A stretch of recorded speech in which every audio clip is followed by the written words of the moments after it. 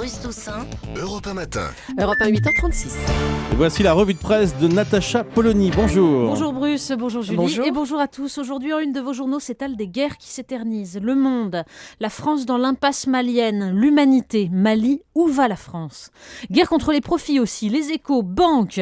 L'Europe programme la fin des bonus extravagants.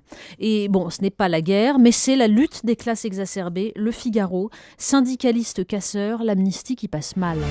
On revient pour commencer sur la visite de François Hollande en Russie.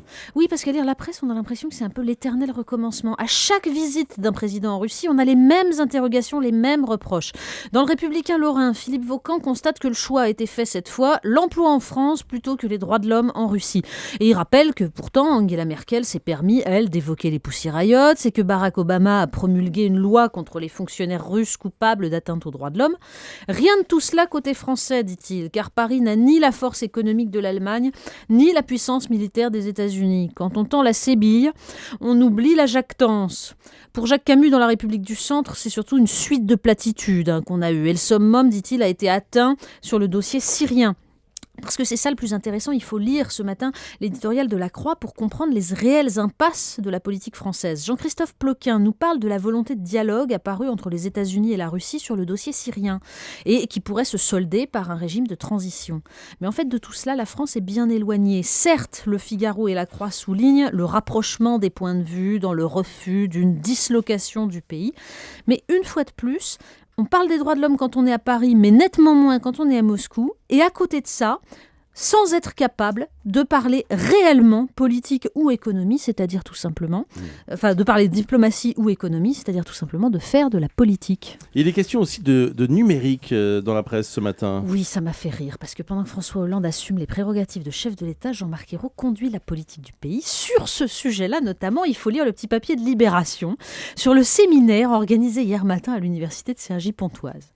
Bonne nouvelle, commence Camille Gévaudan, un brin narquoise, le gouvernement vient apparemment de se rendre compte que la révolution numérique bouleverse nos vies, concerne, je cite, l'ensemble de nos entreprises, au-delà de la simple sphère technologique, et renouvelle même notre modèle social. Elle nous cite là les mots employés lors du colloque, et c'est vrai qu'on sent une analyse pointue. Bon, n'était présent ni le ministre de l'Éducation, ni celle de la Justice, ni celui de l'Intérieur, ni celui de l'Économie. Mais nous dit Camille Gévaudan, rendez-vous est déjà pris dans un an pour prendre acte des avancées et tracer de nouvelles perspectives. C'est que ça va vite, le numérique. Alors c'est vrai que la politique, c'est une vision, vous voyez, c'est une capacité d'anticipation. Là, on s'incline, chapeau. Le scandale de la viande. Mais oui, on en parlait à l'instant dans le rappel des titres. Le plus intéressant à lire ce matin, c'est donc l'article des Échos qui revient sur ce débat qui agite les associations caritatives. Sont donc ces tonnes de plats cuisinés retirés de la vente parce qu'ils contiennent de la viande de cheval et qui ont été proposés aux associations. Rappelons que le mauvais étiquetage relève d'une tromperie du consommateur, mais qu'à aucun moment il n'a été estimé que ces plats pouvaient représenter un danger sanitaire. Et donc les Échos nous expliquent que pourtant, comme il l'a dit sur cette antenne, le directeur du Secours catholique a refusé le don. Alors, les Échos citent cette phrase. C'est une question de dignité. Pourquoi les plus pauvres accepteraient-ils des produits qui n'ont pas été jugés dignes d'être vendus aux autres consommateurs? Et le président du Secours catholique ajoute que les plus démunis ne disposent pas de four à micro-ondes pour les décongeler, ces plats surgelés. Alors, micro-ondes peut-être pas, mais il faudrait peut-être lui dire qu'un four normal, ça marche aussi, que même on peut toujours se débrouiller.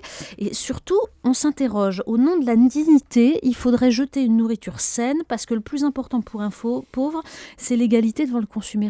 Moi, j'avoue que ça me laisse rêveuse.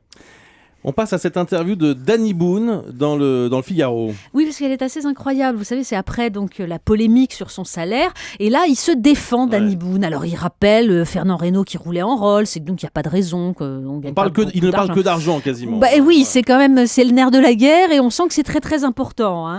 Mais il nous parle aussi de ses actions caritatives, du caractère éphémère d'une carrière qui est fondée sur le rire. Du coup, il faut gagner beaucoup d'argent. Et il nous parle aussi de son installation en Californie. Alors pas pour des raisons fiscales, nous dit-il, les impôts ils sont encore plus élevés, parce que là aussi c'est quand même important les impôts. Mais c'est amusant parce qu'il nous raconte que son fils Ethan, 7 ans, comme tous les bons élèves aux États-Unis, a reçu une lettre de Barack Obama. Cher Ethan, tu es l'avenir de ce pays, continue à aussi bien travailler. C'est pas en France qu'on verrait ça, s'exclame l'acteur. Et là c'est vrai que c'est le seul moment de l'interview où on le rejoint quand même. Bon, mais la vraie interview comique, c'est pas celle de Danny Boone ce matin, c'est celle de David Beckham dans L'Équipe.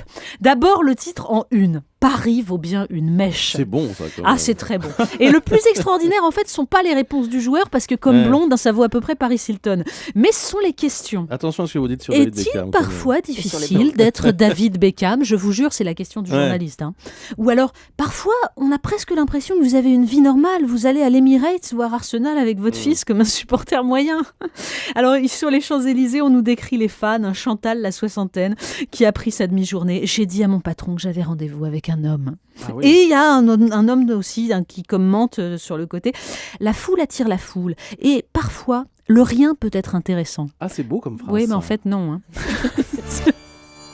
Le clin d'œil du jour. Eh bien, le Figaro nous apprend dans ses pages Paris qu'un restaurant africain d'Aubervilliers a été fermé par la direction départementale de protection des populations. 300 kilos de viande jetée, notamment de la viande de chèvre. Ouais. Parce qu'en fait, beaucoup de voyageurs en ramènent, en même temps que du crocodile, du porc-épic, du pangolin ou du varan. C'est sympa. Et les enquêteurs sont tombés aussi, en fermant le restaurant, sur une marmite de chenilles en train de bouillir. Alors, on rassure le président du Secours catholique, les chenilles n'ont pas été proposées aux pauvres pour des distributions de repas. Merci Natacha Polony.